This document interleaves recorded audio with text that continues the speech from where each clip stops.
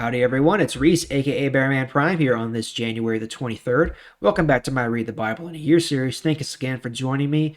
Cards in the top right hand corner for the rest of the playlist, and make sure you hit the subscribe and notification bell so you're staying caught up going forward. Alright, so yesterday we continued the story of Joseph. He had been sold into slavery to the captain of Pharaoh's guard, Potiphar, and the Lord blessed Joseph even though he was in slavery. He blessed him. Potiphar put him in charge of his entire household, so Potiphar didn't have to worry about anything. Joseph was the steward. He was in charge. He took care of everything. And unfortunately, things went wrong when Potiphar's wife tried to get him to, break his trust and sleep with her.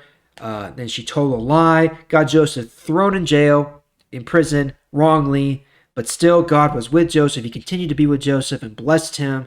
And now we're going to continue to see how he blesses him through Joseph's interpretation of dreams. So if you remember 2 days ago, in Genesis 37, Joseph had a couple of dreams that he shared with his brothers. They were visions from God. Now we're going to take that a step further and see how God uses Joseph to interpret the dreams of others that he gives to others and show what's going to happen in the future coming up. And this is very important for Egypt and for Israel going forward in the future. All right. So we'll go to chapter 40 in the book of Genesis, starting in verse 1. Later, two of Pharaoh's servants did something wrong to Pharaoh. These servants were the baker and the man who served wine to Pharaoh. Pharaoh became angry with his baker and wine server, so he put them in the same prison as Joseph. Potiphar, the commander of Pharaoh's guards, was in charge of this prison. The commander put the two prisoners under Joseph's care. The two men continued to stay in prison for some time.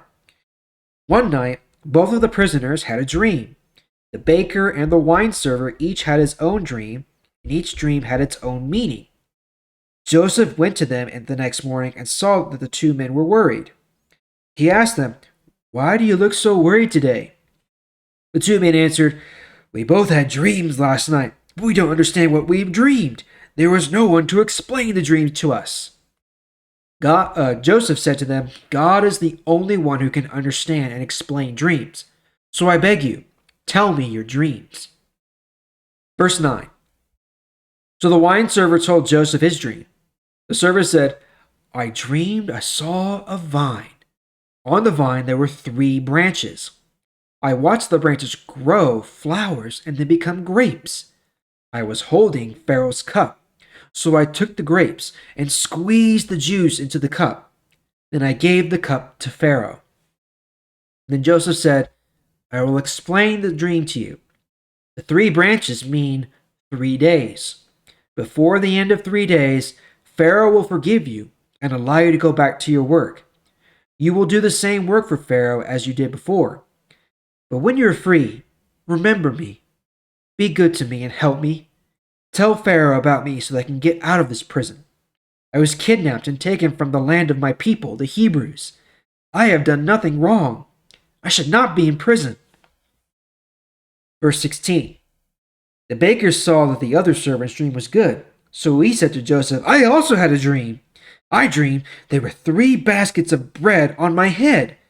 In the top basket there were all kinds of baked food for the king, but birds were eating the food." Joseph answered, "I will tell you what the dream means. The 3 baskets mean 3 days. Before the end of 3 days, the king will take you out of this prison and cut off your head. He will hang your body on a pole, and the birds will eat it." Verse 20. 3 days later, it was Pharaoh's birthday. He gave a party for all his servants. At the party, Pharaoh allowed the wine server and the baker to leave the prison. He freed the wine server and gave him his job back, and once again the wine server put a cup of wine in Pharaoh's hand. But Pharaoh hanged the baker, and everything happened the way Joseph said it would. But the wine server did not remember to help Joseph. He said nothing about him to Pharaoh. The wine server forgot about Joseph. All right, so here we see God give 2 very different dreams, similar but different dreams to these 2 prisoners. On the one hand, we have the wine server who after 3 days would be allowed to go back to his work. He'd be released, pardoned, and forgiven, and go back to his work as a server. On the other hand, we have the baker, who after 3 days was executed. Okay, we don't know the context. We don't know why this is what happened. And God provided these interpretations through Joseph. He told Joseph, this is what it means. Now, this is going to set Joseph up in order to get his own freedom. He told the wine server, hey, remember me. And he will, just at the right time.